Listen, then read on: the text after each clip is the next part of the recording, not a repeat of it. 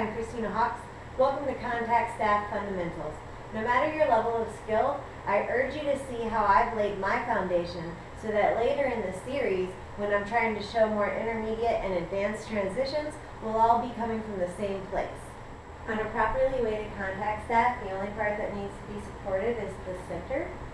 So you could take your right hand down by your right hip with a flexed wrist, and when I say flexed wrist, I mean the entire back of your hand is reaching up towards the sky, up towards your shoulder, as though your palm were pushing away.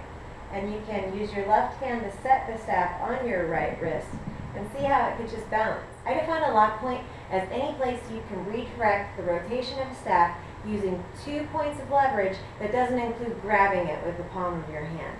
Some that exist on your wrist are the inside thumb and outside forearm lock and the outside pinky inside forearm lock.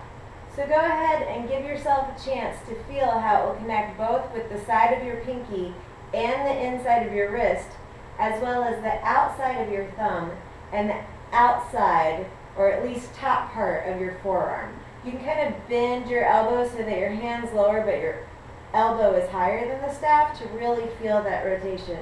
Let's do it on the left wrist. You should always do everything on both sides, especially if you're just starting right now.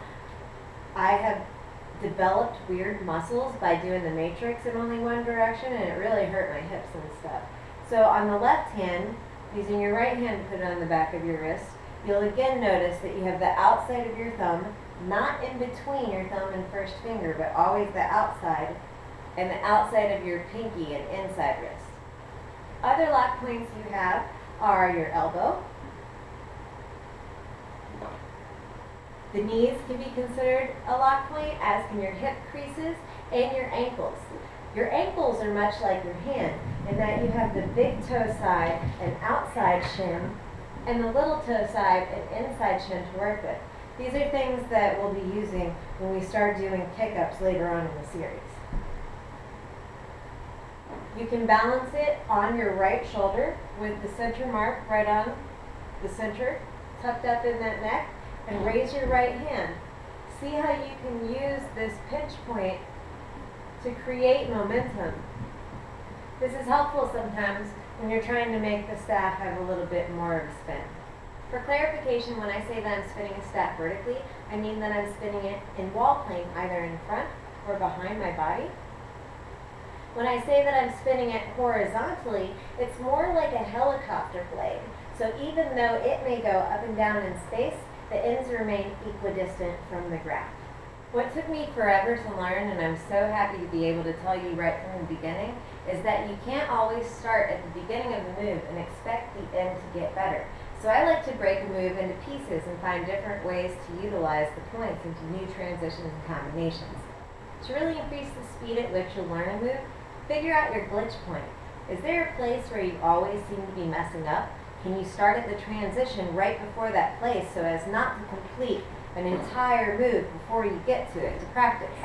I was fortunate enough to meet Linda Farkas, and she said that sometimes I did the trick, but most of the time the trick was doing me.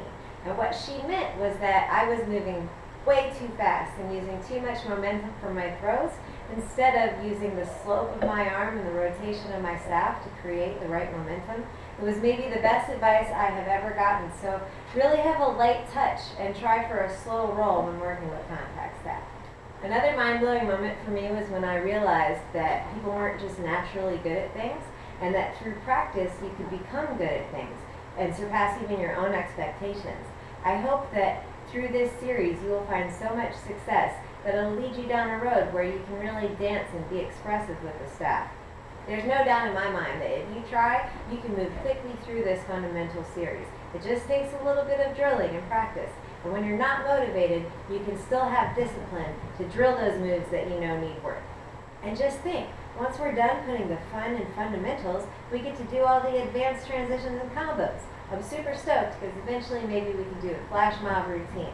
You and me, fire circle, 2000, whatever.